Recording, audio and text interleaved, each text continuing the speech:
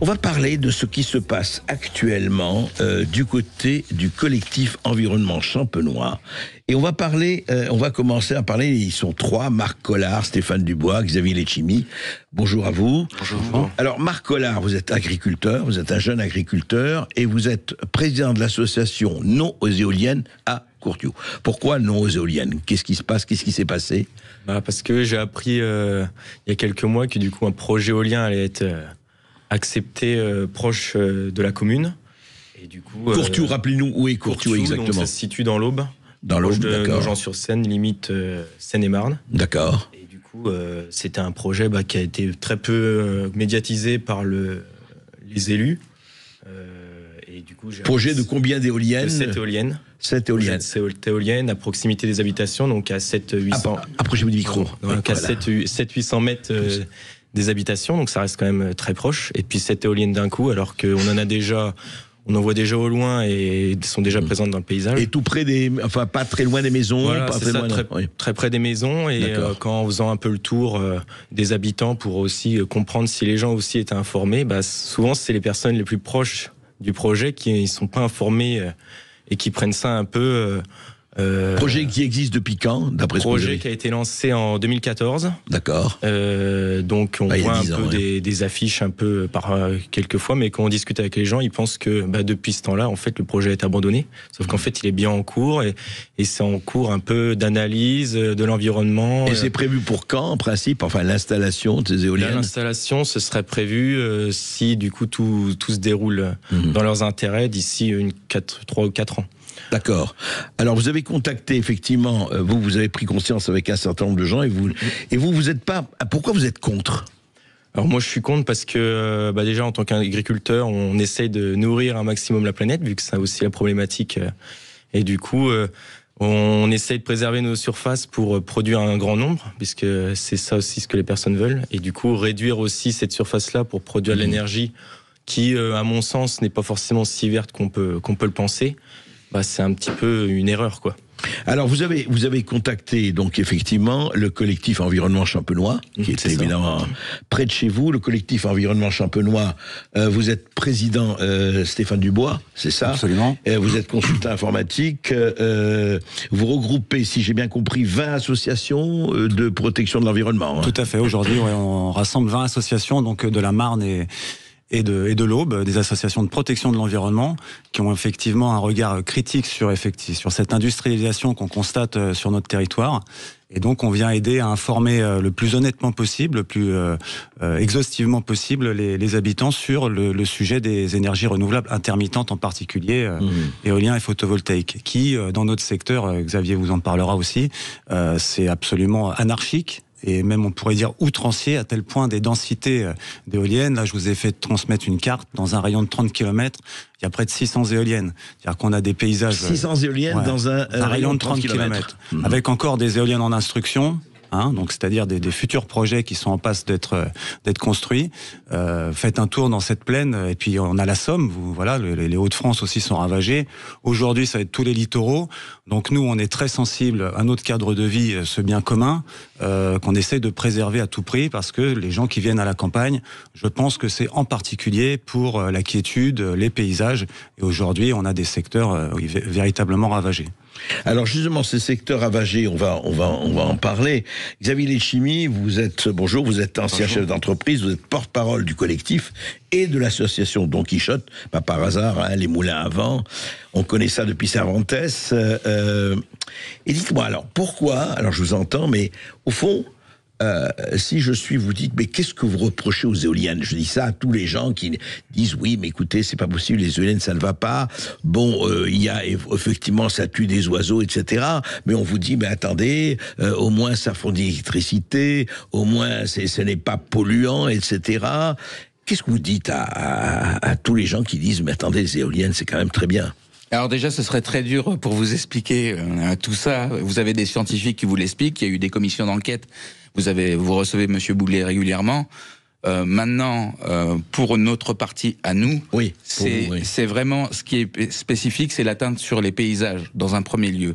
Et aujourd'hui, quand vous avez des touristes qui viennent en Champagne et qui commencent à dire c'est beau les paysages champenois, mais c'est dommage les éoliennes, faut commencer à se poser des questions. Quand vous avez un rapport de l'UNESCO qui est accablant, et en particulier sur la région du Cézanais, il faut peut-être ouvrir les yeux et prendre des dispositions pour que ce massacre s'arrête. Mais alors, justement, que ce massacre s'arrête, vous dites donc massacres environnementaux, c'est vrai que on peut pas dire que les paysages d'éoliennes, ça je dois dire, sont vraiment, apportent, c'est pas Cézanne qui peindrait des éoliennes ou le grand peintre qui ont fait, bon, mais quand on vous dit, en quoi je reviens là-dessus, mais même en parlant du Champenois, en parlant de Courtiou, en parlant de tout ça, vous dites oui d'accord, mais écoutez, ça va vous apporter électricité à bon marché, et que c'est bien pour l'économie, et que c'est bien pour l'économie, même des gens, des paysans, des citoyens qui vivent là. Vous leur dites quoi ?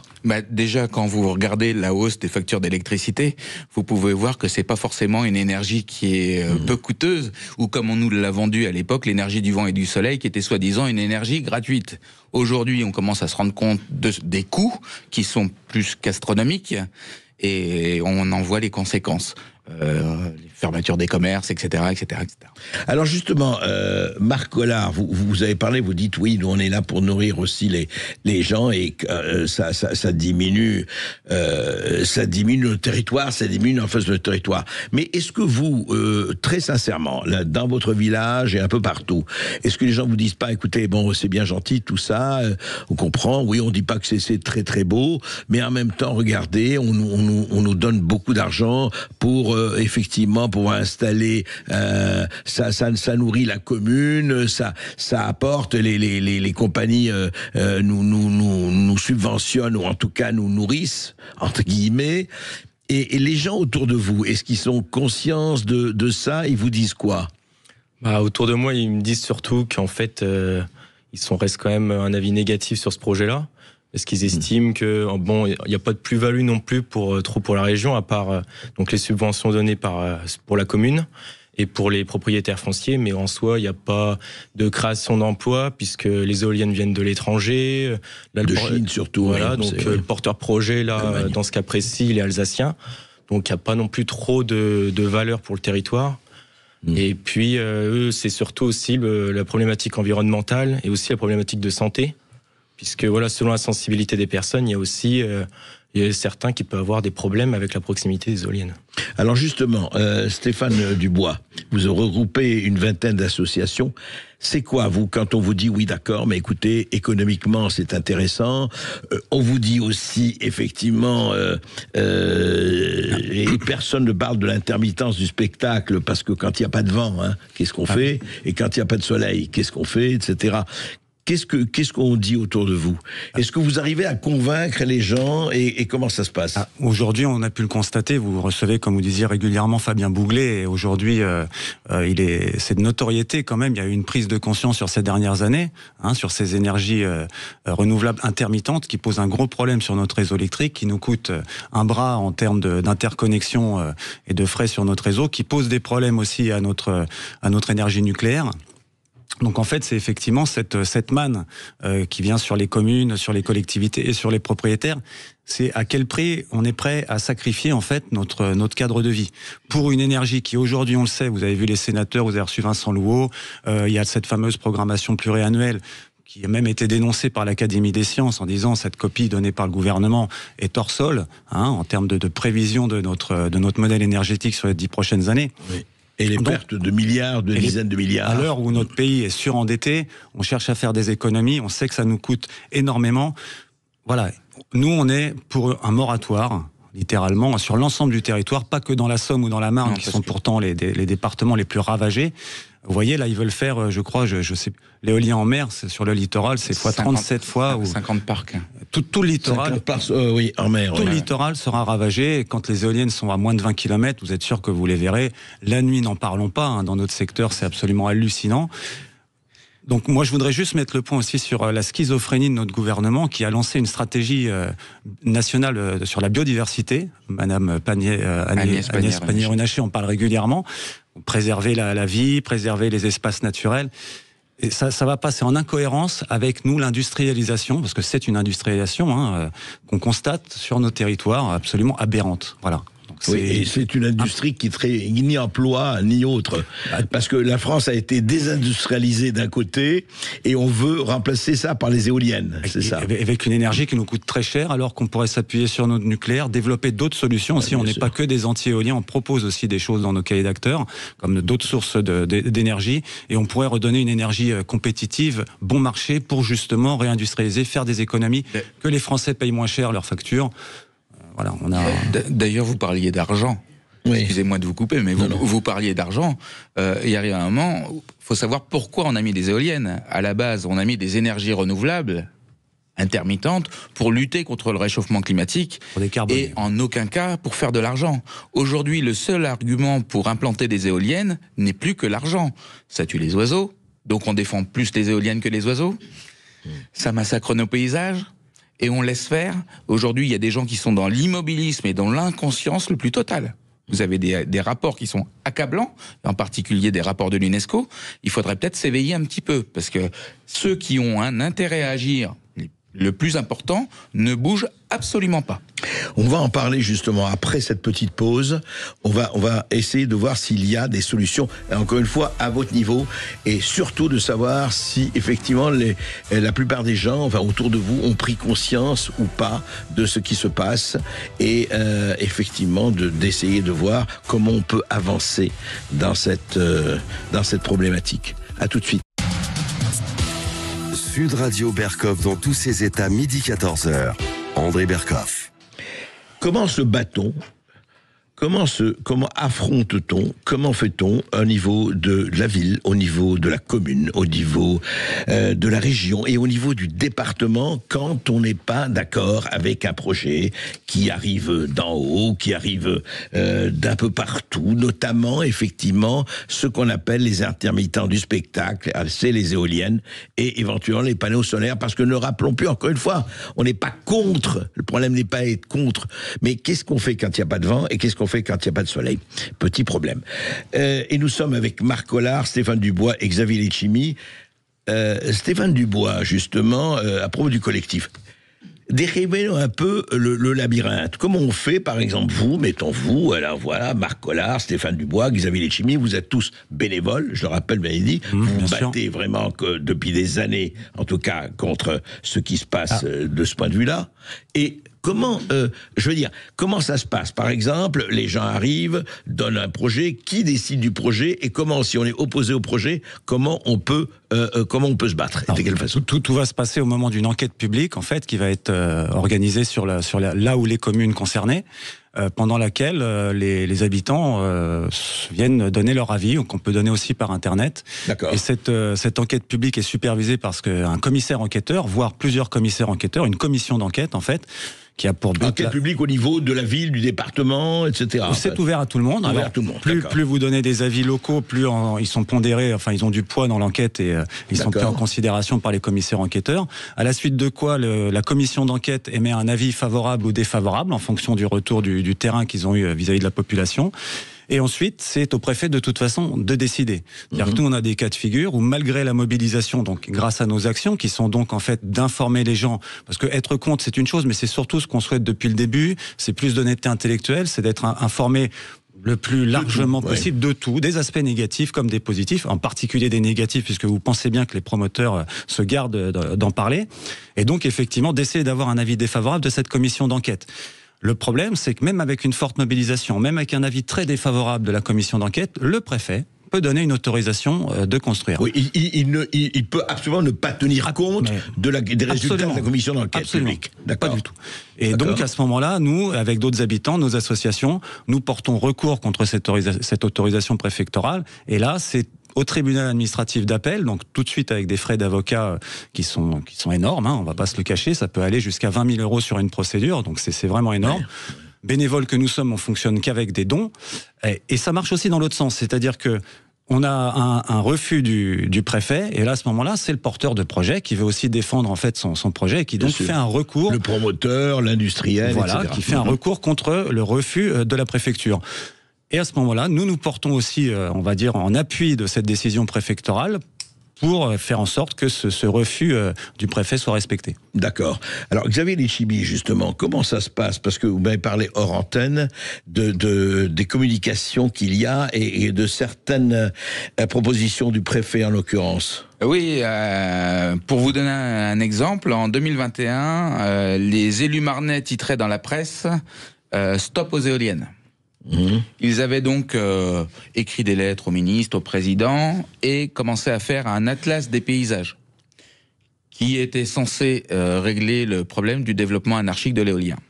Sauf que cet atlas des paysages est devenu quelque chose pour accélérer les énergies renouvelables et pour valider certains projets.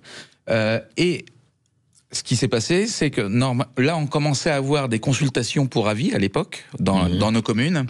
Et on a eu le préfet qui marquait « On déconseille aux élus de faire des consultations pour avis ». C'est-à-dire que... Vous voulez dire c'était écrit? C'était écrit dans l'atlas des paysages. Aux élus de faire des consultations. Et nous, on a trouvé ça un petit peu aberrant parce que on avait confiance en la parole de nos élus, qui semblait de bonne volonté. Vous voulez dire que, si j'ai bien compris en vous écoutant, les élus ont transformé un projet d'opposition aux éoliennes en un projet d'approbation des éoliennes. D'ailleurs, vous avez eu la loi d'accélération qu'on a appelée ZADER, ZAER, etc. En fin de compte, qui est venue juste après, où on autorisait les projets éoliens et on validait même certains projets qui permettaient de détruire, en fin de compte, des espèces menacées. C'est-à-dire qu'on a remis des clauses qui devenaient de plus en plus imparables dans les enquêtes publiques, quoi. Marc Collard, quand vous écoutez tout cela, est-ce que vous vous sentez pas un peu... vous dites, qu'est-ce qu'on peut faire? Est-ce que vous n'êtes pas frappé d'un sentiment de faiblesse? J'allais dire d'impuissance. Est-ce que face à tout cela, est-ce que face à cette machine, il y a des recours? Bah oui, c'est un peu compliqué au début, puisque... au début, on se retrouve tout seul. Moi, j'ai appris très tard qu'il y allait avoir un projet à proximité de chez moi. Et en plus, je l'ai appris finalement parce que on nous avait demandé si c'était possible de planter des arbres pour cacher la vue des éoliennes. Mais bon, j'imagine que quelques arbres devant cette éolienne, ça cache pas grand-chose. Et cacher ce sein que je ne saurais voir. Ouais, c'est ça. C'est un petit peu ça. Tartuffe fait du vent. Ouais. Et du coup, c'est au fur et à mesure, on commence à être tout seul, puis on discute avec la population, avec les habitants, les voisins. On commence à être un petit groupe. Et ils sont conscients. Et bah, du coup, il y a une prise de conscience après ça. Du coup, bah, après, j'ai échangé avec Xavier et Stéphane. Et du coup, là, on commence à prendre conscience de vraiment l'impact qu'a une éolienne sur nos territoires. Et c'est à partir de ce moment-là qu'on peut créer un peu une association et communiquer aussi de cet impact-là sur l'environnement. On communique aux élus, on communique aux politiques, à la presse, etc. On essaye aussi de renseigner tout le monde et donner vraiment montrer vraiment ce que vaut un projet comme ça, quoi.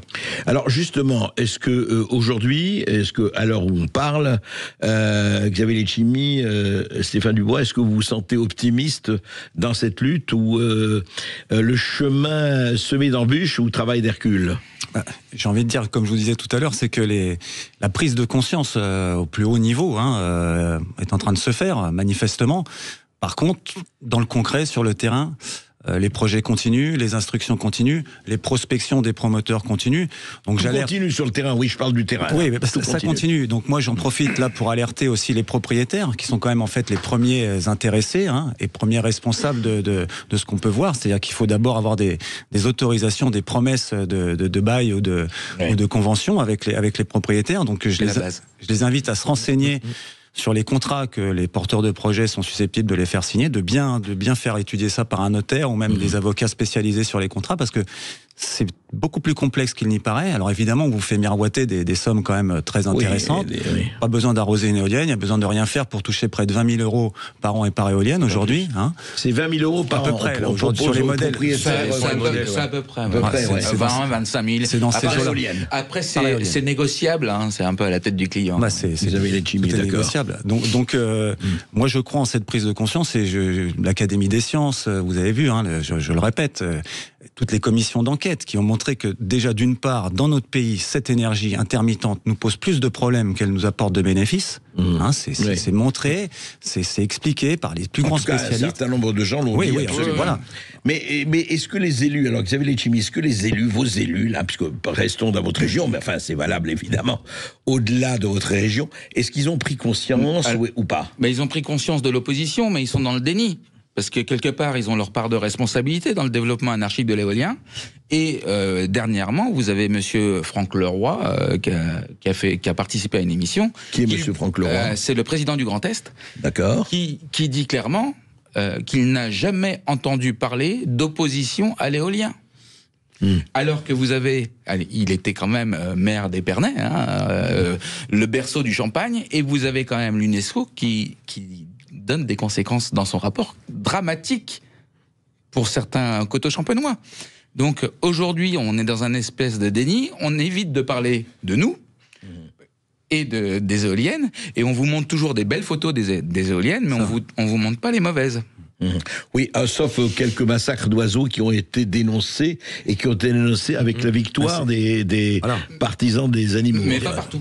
Pas partout, oui, ça c'est clair. Il y a cette réalité d'impact sur la biosphère qu'on ne peut pas nier, que la mission régionale de l'autorité environnementale dans ses rapports lors des enquêtes publiques montre bien qu'il faut, et c'est dans le code de l'environnement, prendre en compte la globalité des projets, pas juste des projets spécifiques, parce que ça amoindrit nettement les impacts. Aujourd'hui, il y en a tellement, et que je pense que si on prenait vraiment l'ampleur de ce que ça peut, l'impact sur la vie faune, les couloirs de migration, évidemment, quand vous voyez les cartes qu'on vous a transmises dans ces secteurs-là, évidemment qu'il y a un impact sur la santé des habitants. Nous, on a des gens qui nous témoignent, même à plus d'1 kilomètre d'une éolienne, ça les empêche de dormir.